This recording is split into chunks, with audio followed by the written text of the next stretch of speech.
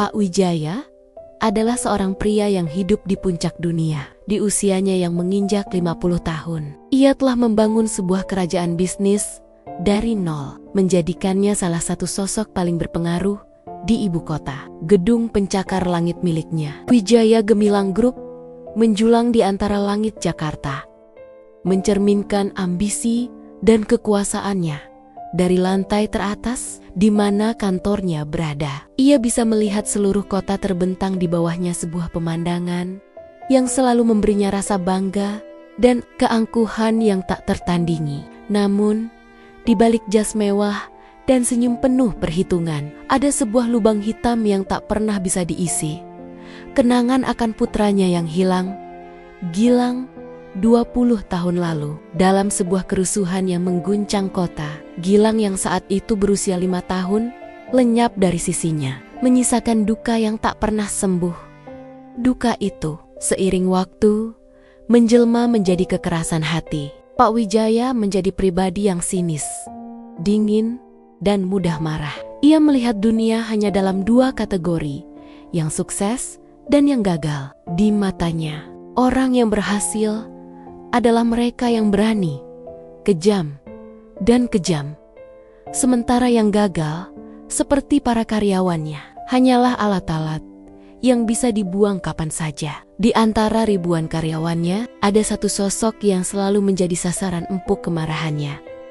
Seorang office boy op muda bernama Budi. Budi adalah kebalikan dari Pak Wijaya. Ia kurus, pendiam, dan selalu menunduk. Seragam kerjanya yang usang tampak terlalu longgar di tubuhnya yang ramping. Namun, di balik sikapnya yang pemalu, ia adalah seorang pekerja keras yang tak pernah mengeluh. Setiap pagi, ia tiba sebelum matahari terbit untuk memastikan kantor bersih. Ia mengambilkan kopi, mengantarkan dokumen, dan melakukan tugas-tugas kecil lainnya dengan ketelitian yang luar biasa. Meskipun terkadang tangannya gemetar karena gugup. "Budi, kopi saya mana? Apa kamu tidur di jalan?" Suara Pak Wijaya menggelegar dari balik pintu kaca. Budi, yang sedang membersihkan noda di lantai, terlonjak kaget. Ia buru-buru mengambil nampan, menaruh cangkir porselen berisi kopi hangat di atasnya, dan melangkah ke ruangan Pak Wijaya. Namun, nasib buruk menimpanya. Ketika ia membuka pintu, kakinya tersandung karpet. Cangkir itu terlepas dari genggamannya dan kopi panas itu tumpah, membasahi sepatu kulit Italia Pak Wijaya. "Apa-apaan ini?" Pak Wijaya berdiri, wajahnya memerah. "Kamu buta atau memang bodoh?" Ia memaki Budi, melontarkan kata-kata pedas yang lebih panas dari kopi yang tumpah. Budi hanya bisa menunduk, matanya berkasyok-koka, menahan malu. "Maaf, Pak. Maaf," bisiknya. "Maaf, tidak akan membersihkan sepatu saya." Pak Wijaya melanjutkan, "Cepat bersihkan dan buatkan kopi lagi. Kali ini jangan sampai ada sehelai rambut pun jatuh ke dalamnya." Budi gemetar, dengan cepat mengambil tisu dan mulai menyeka sepatu bosnya, merasakan setiap tatapan merendahkan dari karyawan lain di sekitarnya. Kejadian seperti ini sudah menjadi rutinitas. Pak Wijaya tak pernah melewatkan satu hari pun untuk menemukan kesalahan kecil pada Budi. Seiring berjalannya waktu, sebuah perasaan aneh mulai menghinggapi Pak Wijaya. Bukan rasa iba, melainkan sesuatu yang lebih dalam dan tak bisa dijelaskan. Seringkali, saat Budi berdiri di depannya, ada sesuatu yang terasa familiar. Garis rahang yang kokoh, caranya menunduk, bahkan cara ia membawa nampan. Budi mengingatkannya pada seseorang yang sudah lama hilang. Suatu sore, saat Budi membersihkan rak buku di belakangnya, Pak Wijaya melihat refleksi mereka di kaca jendela. Bayangan Budi, dengan rambut yang sedikit gondrong dan bahu yang lesu, tampak begitu mirip dengan bayangan Gilang di memorinya. Jantung Pak Wijaya berdebar kencang. Itu tidak mungkin, itu hanyalah imajinasinya yang dipicu oleh kesepian. Ia menepis pikiran itu, kembali fokus pada laporan di mejanya. Namun, perasaan itu tak kunjung hilang.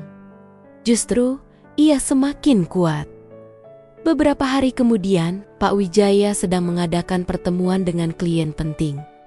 Tiba-tiba, ia mendengar suara tawa riang dari luar ruang rapat. Itu adalah Budi yang sedang bercanda dengan offline. Tawa itu begitu murni dan lepas, seketika membuat seluruh tubuh Pak Wijaya menegang.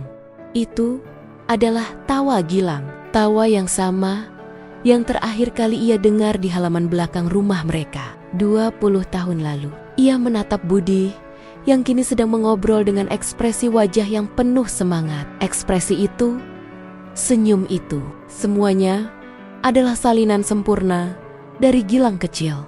Sejak saat itu, Pak Wijaya tidak bisa lagi tidur nyenyak. Pertanyaan-pertanyaan membanjiri pikirannya. Siapa sebenarnya Budi ini? Mengapa ia begitu mirip dengan putranya? Apakah ini hanya kebetulan atau takdir? Pikirannya terus berputar, membuatnya gila. Pada akhirnya, ia mengambil keputusan yang paling berani dalam hidupnya. Ia harus mencari tahu. Suatu sore, saat jam kantor berakhir, Pak Wijaya menunggu di dalam mobilnya, mengawasi Budi ketika Budi keluar, berjalan kaki menuju stasiun bus. Pak Wijaya diam-diam mengikutinya dari jarak jauh. Budi naik ke bus kota yang padat, dan Pak Wijaya mengikutinya dengan mobil. Perjalanan itu membawanya keluar dari pusat kota yang gemerlap menuju pinggiran yang kumuh. Di sana, gedung-gedung tinggi berubah menjadi rumah irama semi permanen yang berdesakan, dan jalanan aspal yang mulus berubah menjadi geng-geng sempit dan becek. Budi turun dari bus dan berjalan menyusuri gang-gang itu. Pak Wijaya memarkir mobilnya di kejauhan dan mengikutinya dengan berjalan kaki, mencoba berbaur dengan warga setempat. Ia melihat Budi berhenti di sebuah rumah tua yang catnya sudah mengelupas. Pintu kayu yang reyot terbuka, dan Budi masuk ke dalam. Pak Wijaya menggendap-indap mendekat, mengintip dari celah jendela yang pecah. Di dalam, ia melihat seorang wanita tua dengan rambut putih duduk di kursi roda, memegang tangan Budi. Wanita itu tampak sangat lemah, namun wajahnya memancarkan kehangatan dan ketenangan. Di samping wanita itu, di atas meja kecil, ada foto usang yang telah menguning. Jantung Pak Wijaya berhenti berdetak. Foto itu adalah fotonya bersama istrinya dan seorang wanita yang ia kenal. Ia mengenali wanita itu adalah Nenek Marni, pembantu rumah tangga mereka yang bekerja saat Gilang masih kecil. Tanpa berpikir dua kali, Pak Wijaya berjalan ke pintu dan mengetuknya. Ia tidak peduli jika ia membuat keributan. Ia hanya ingin tahu. Budi membuka pintu dan wajahnya langsung memucat saat melihat bosnya berdiri di ambang pintu. Pak Wijaya, ada apa?" bisik Budi, bingung. Pak Wijaya mendorong pintu hingga terbuka. Matanya tertuju pada Nenek Marni.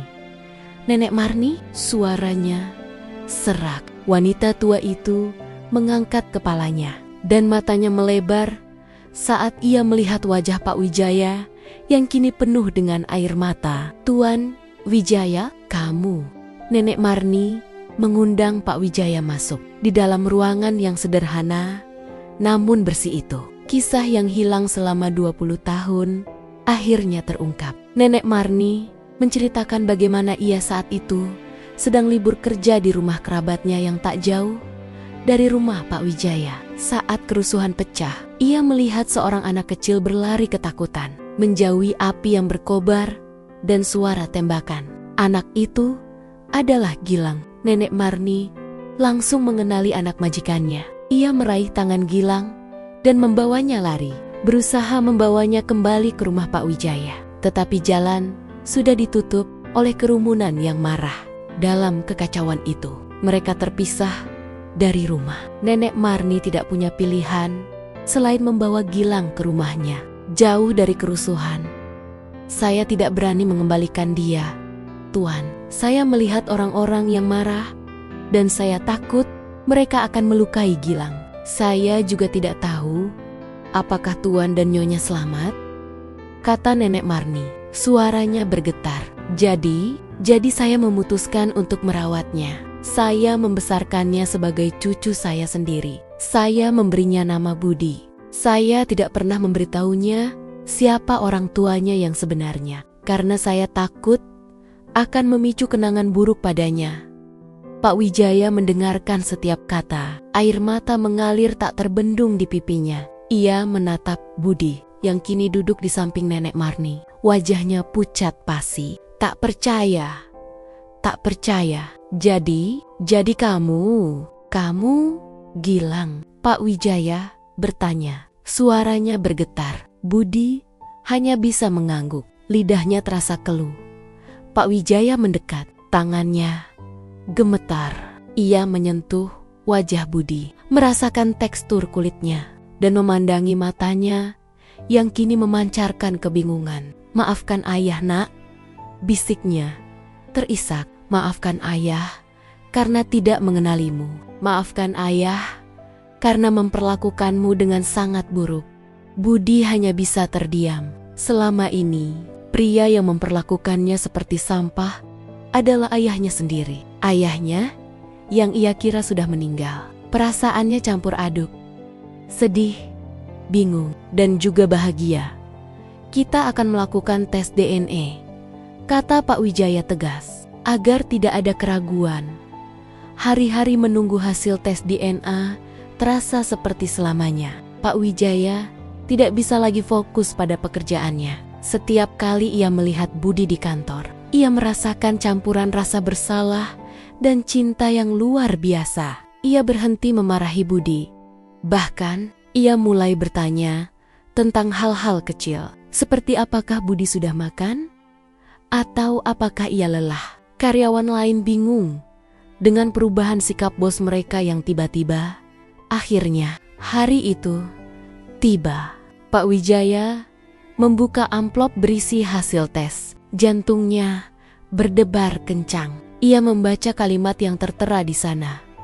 Tingkat kemungkinan bahwa Budi adalah putra biologis dari Wijaya adalah 9.999%.